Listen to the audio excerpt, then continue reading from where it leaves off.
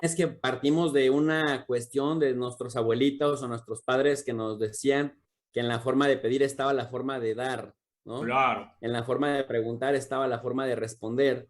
Y definitivamente también sabemos que hay muchos intereses políticos, mucho priista, mucho expriista, acostumbrado a secuestrar este tipo de grupos y a amedrentar a los funcionarios en turno. Me parece que se equivocan porque tenemos al presidente con más apertura de la historia, al presidente con el que se puede dialogar, al presidente al que se le pueden demandar cosas y que me parece que lo cortés no quita lo valiente. El presidente de la República, después en otro acto, lo llegó a comparar con los miembros de Frena. Y creo que se vieron verdaderamente oportunistas. Por un lado, no quieren entrar a las escuelas, no quieren trabajar porque dicen que las condiciones o no están dadas las condiciones como para que ya se abran las escuelas y se inicien las clases. Donde profesores de la coordinadora, un grupo de profesores de la coordinadora, porque hay que puntualizar que no todos son iguales, es una sección donde Andrés Manuel López Obrador, después de haber dialogado con ellos intensamente, no quisieron quitar su plantón que tenían ahí en el camino, no le pudieron dar el libre tránsito al presidente de la República.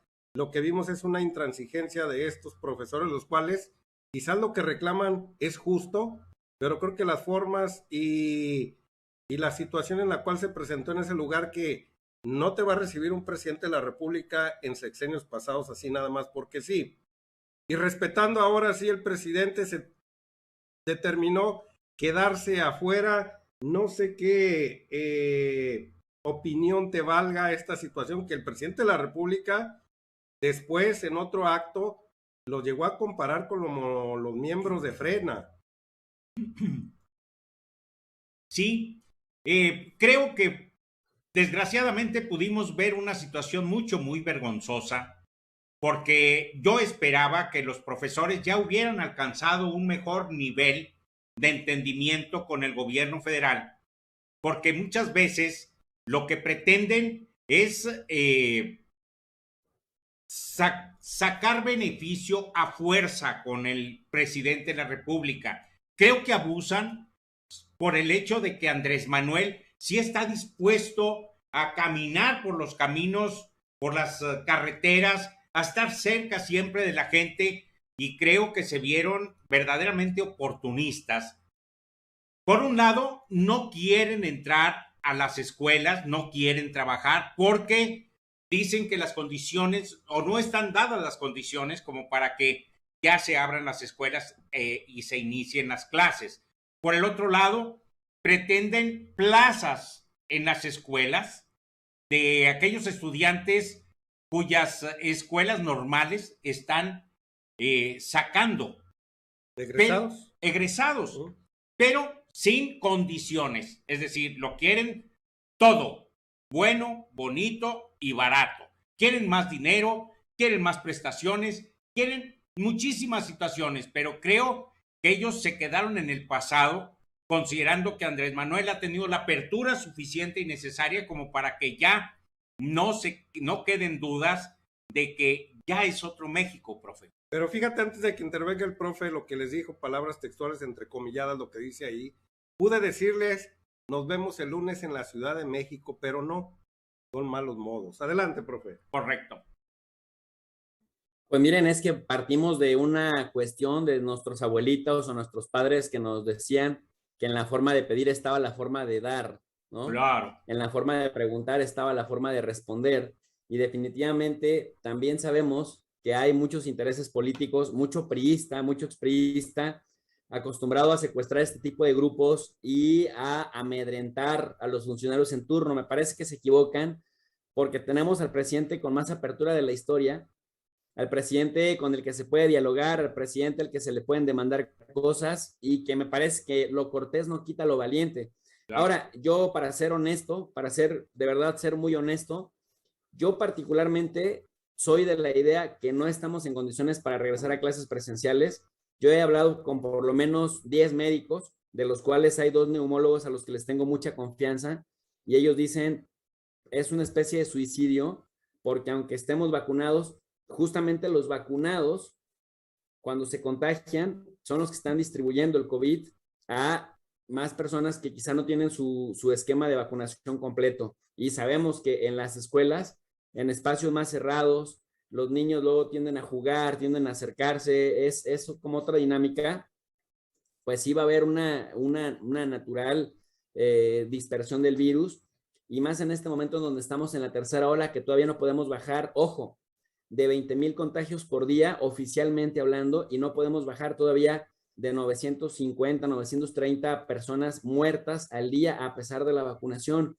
Si en ese contexto todavía le metemos más, considerando que muchos de nuestros estudiantes se mueven en transportes públicos, camiones, y bueno, aparte los salones, nosotros lo sabemos, en el México profundo hay escuelas que ni siquiera tienen luz, que ni siquiera tienen agua, ya no digamos cuando nos digan, vamos a utilizar todas las medidas sanitarias en las costas, en las playas, en el México profundo, hay muchas escuelas que francamente no están en condiciones. Sin embargo, también considero que algo importante de esto es que el presidente ha dicho que no es obligatorio, es decir, para las familias que sientan que sus hijos necesitan volver, que yo más bien creo que son los papás los que ya no soportan a los hijos en casa y que la terapia psicológica la requieren los adultos, pues que sí sopesar, ¿no? Sopesar en el plano de las posibles pérdidas en vidas que vengan.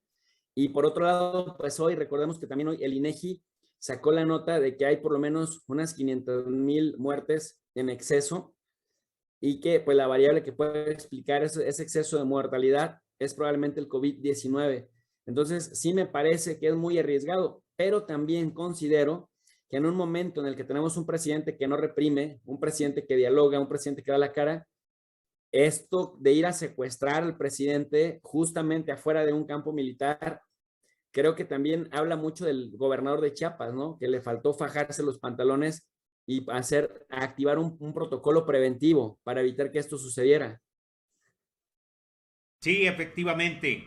Creo que hubo negligencia por parte del gobernador porque horondamente llega a la mañanera a decir que tenían secuestrado por allá, no dijo ese término, pero que tenían detenido por allá al presidente y que no iba a poder llegar, pero era algo que él debió haberse responsabilizado como para que no hubiera sucedido.